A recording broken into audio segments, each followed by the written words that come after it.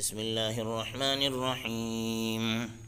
يسبح لله ما في السماوات وما في الأرض الملك القدوس العزيز الحكيم هو الذي بعث في الأميين رسولا منهم يتلو عليهم آياته ويزكيهم ويعلمهم الكتاب والحكمة وإن كانوا من قبل لفي ضلال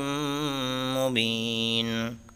وآخرين منهم لما يلحقوا بهم وهو العزيز الحكيم ذلك فضل الله يؤتيه من يشاء والله ذو الفضل العظيم مثل الذين حملوا التوراة ثم لم يحملوها كمثل الحمار يحمل أسفارا بئس مثل القوم الذين كذبوا بآيات الله والله لا يهدي القوم الظالمين قل يا أيها الذين هادوا إن زعمتم أنكم أولياء لله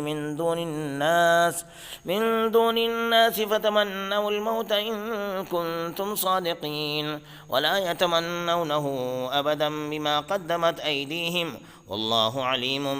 بالظالمين قل إن الموت الذي تفرون منه فإنه ملاقيكم ثم تردون إلى عالم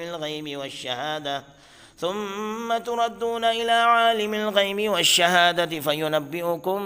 بما كنتم تعملون يا أيها الذين آمنوا إذا نودي للصلاة من يوم الجمعة فاسعوا إلى ذكر الله وذروا البيع ذلكم خير لكم إن كنتم تعلمون فإذا قضيت الصلاة فانتشروا في الأرض وابتغوا من فضل الله واذكروا الله كثيرا لعلكم تفلحون وإذا رأوا تجارة أو لهوا انفضوا إليها وتركوك قائما قل ما عند الله خير من اللهو ومن التجارة والله خير الرازقين.